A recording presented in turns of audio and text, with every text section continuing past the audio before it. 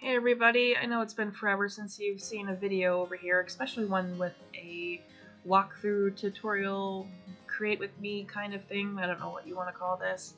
I have been doing various dragons lately. I kind of consider them part of my impkins, so I thought it might be kind of fun to record one of my creations, and here in the video I'm just kind of showing you a couple that I've already completed. And then I will show you another impkin, just a regular impkin, to kind of give an idea. So they're part of the same series. They all come with their certification cards, but I wanted to kind of mix things up a little bit. So here I am creating the armature for the dragon, and the center of it I start off with tinfoil. And tinfoil, as most of us should know, it's perfectly safe to go in the oven. So what's really nice about tinfoil is it kind of creates a center where you don't have to use clay, and that way you're saving on clay. And I have wire here. The wire is used to hold the head to the body. It also just adds more stability once the whole piece is cooked. You want to make sure that the foil will sit nicely on the tabletop as well when you're done. And then from there, I take some of my regular clay. This just happens to be white clay. I rolled it through my pasta roller, and I'm adding a very thin layer over the tinfoil to kind of give it a starting base. Once I'm kind of content with where the armature, I guess it's an armature, yeah, is that what I've been calling it? I'm losing my mind. It's 11 o'clock. So once you get a soft, like a thin layer on, I'll actually pop this in the oven for a quick bake, and that way it just kind of gives me like a hard, solid piece to work with. And also the nice thing about using tinfoil as a center, you don't have to worry about the added weight of the clay, so tinfoil is a lot lighter. Here I'm going through and just kind of making sure there's no like indents or weird bumps or anything. I want it to be pretty smooth throughout the whole piece. That way when I add all the scales and details, there won't be any kind of weird anatomy. So I'm just trying to smooth it up, make it nice and pretty and even, and all that. I don't have a script, I'm just kind of making this. And still want to make sure it sits nicely on the top. Here I'm adding a tail. I like the tail, like the very end of the tail, to be only clay. Reason why is I find it easier to manipulate and repose it and play with it. This foil's not really going to bend much for you.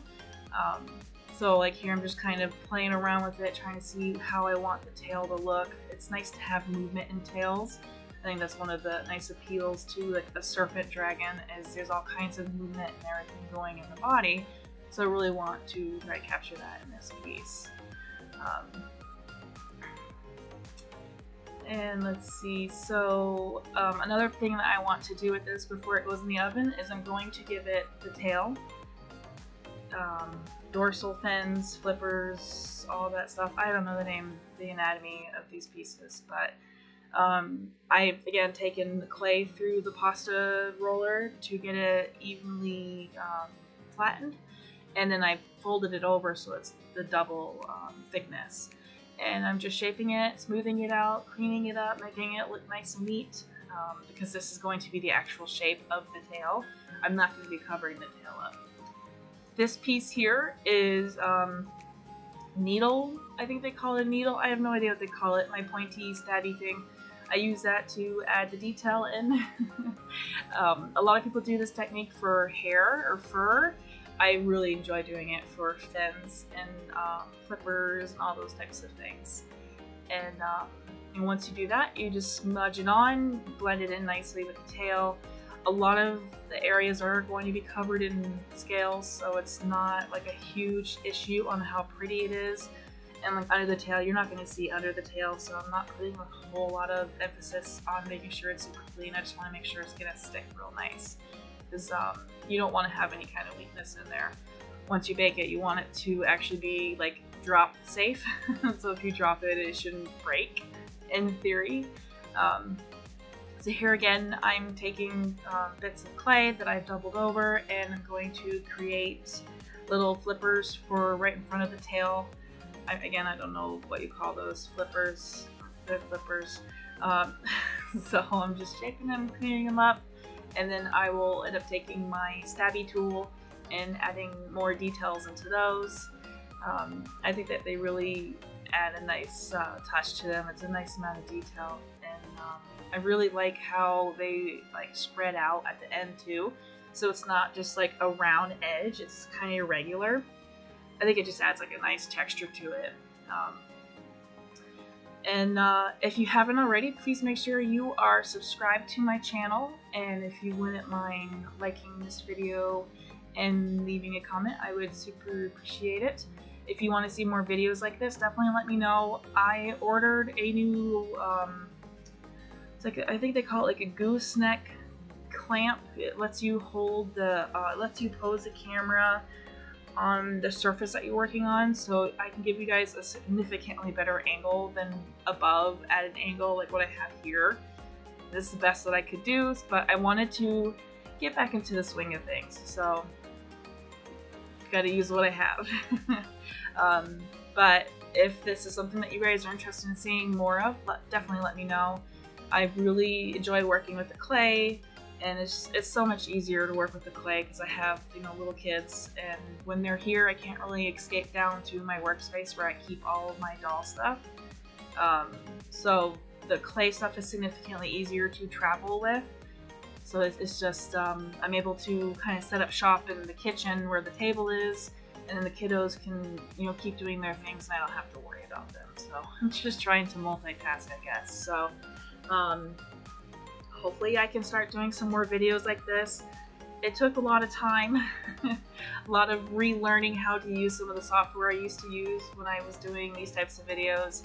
And like I said, I have that mount coming, so I want to be able to give you guys a much better experience and like a better angle so you can really see what I'm doing. Here I've added the eyes to the head and then blending the snout in. I have a very particular style that I do with the Imkins, which is just like a ball head and then the snout. The canine ones that are standing are a little bit different, but they are more or less kind of the same style. I've experimented with like a snake nose or your typical dragon nose, horse nose, versus the Imkin nose, which you're going to see on this one. Just trying to see which nose looks better. I'm kind of torn. I kind of like the dragon nose, but the Imkin nose also, I like the Imkin nose, which is why I do it on the majority of my Imkins. But let me know if you have an opinion on that. If you like the stereotypical like horse reptile nose, or if you like the deer nose or rabbit nose, or however you want to describe this nose. It's just a simple V shape, but I think it's simplistic and it complements it sometimes. So in this part here coming up, I thought that you guys would get a kick out of. So I was trying to get the head on the body when I realized that the foil is actually too thick. So I had to remove the clay and try to shave off some of that foil to thin it out a little bit. I mean, I know it's like a mistake, and you know, a lot of people don't want to show mistakes, but I thought it would be a fun learning experience for people that have not done this before and want to get into it. It's okay to go back and redo things or edit things or whatever. So it's like you don't always have to just go forward. You can take a step back. So I mean, it set me back, I don't know, maybe 20 minutes or so, but I was still able to really fine-tune it and get it in there where I wanted it for the edit wise. And I always forget to put in the wire for the horns. I sped this video up way too fast. It told me it was like an hour long, and I was like, gosh, I gotta make this so much shorter so I can not keep you guys for an hour, and it's only 18 minutes. I'm talking super fast to stay up with the video, and it's just going crazy. But the powder that I'm using is a Mica Powder, and it has this really gorgeous, what do you call it, like pearlescent pigments. So it's like metallic and it shines and sparkles. It's super pretty. I really enjoy using it when I'm making these serpent creatures. I even have some that changes color in certain lights. So if you hold it one way, it's like purple, and if you turn it the other way, it's green. there's all kinds of fun stuff that you can do with the mica powders that I really want to explore more with my creatures. The video just showed you the time card. I do a quick bake once I do the armature and the fins. It's 20 minutes at 275, which is not nearly as much time as these are supposed to be baked for, but that just kind of gives it a nice starting bake, and then that way it oh my gosh, I have to go back to that. So I wanted to show the Sculpey in here, and of course the Sculpey I have is super old and highly used, so it has no label on it, but I had to include it. It made me laugh, so sorry, it looks terrible, but I had to do it. I am getting distracted. But yeah, so doing that quick bake, just it gives you a more a harder base to work on, so when you're adding scales and stuff, the clay is not changing under the pressure of you smudging things and adding things. So it just gives you a nice base, and like I started to say, 20 minutes is not nearly enough time at all for these things. You have to bake them an hour, minimum an hour, when you're done at 275. So when this character, this little creature, is done, it's going to actually go in the oven for 1 hour at 275, and in theory I should be able to drop it and it shouldn't take any damage. A lot of times people undercook these, so they're very brittle, and I know that was something that I was guilty of with my first creatures that I was creating with polymer clay. I wasn't baking them long enough, so they were shattering, and you drop them and it was a disaster. I had a few people that bought some pieces from me in the earlier days, and they were super awesome and understanding, but you know, it always sucks when, you know, something goes that way. And I mean, I'm not even in a year for doing these creations, but you know, it's important to make sure that everybody's happy with the pieces that they're getting. So my theory is everything goes in at least an hour when it's complete, and I have done plenty of drop tests. I was even thinking of doing like a video just drop testing to show you guys, which I think might cause anxiety for some people, but it will still be kind of neat to see also. So it's kind of like one of those it could go either way scenarios. The part here is me adding hundreds of scales one at a time. I actually removed a lot of the footage from this part, one because I kept pulling away from the view of the camera, so it kept getting cut off. So I tried to keep what I could, but a lot of it, you couldn't see it was going on. It just didn't make any sense. But once I get that new clamp in, hopefully it won't be an issue, and you guys can see everything so much better. But yeah, so that's what's going on here.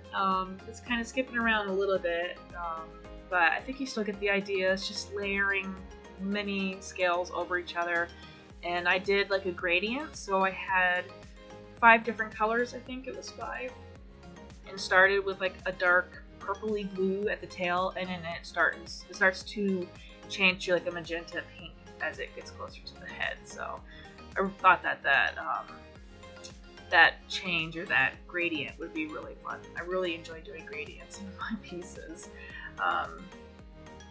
And it was really almost therapeutic too, making all the little scales and then pulling it away and just seeing all of them. Not so much therapeutic applying the scales. It takes a lot of work and a lot of time to do that, but I think that the amount of texture and everything is a really cool image once it's all said and done. Here I am adding the big antlers. They go on the little wires I had sticking out of the back of the head. I've done different antlers for each one, just kind of playing around with it, trying to make sure nothing's the same. And everyone has their own style, I guess. And then for the most part, yeah, they all have some sort of like spikes or whatever along the side of their cheeks, which that will come up shortly here. Right now I'm making little various balls that I will start to shape into points. Those will go on the side of the head for those spikes.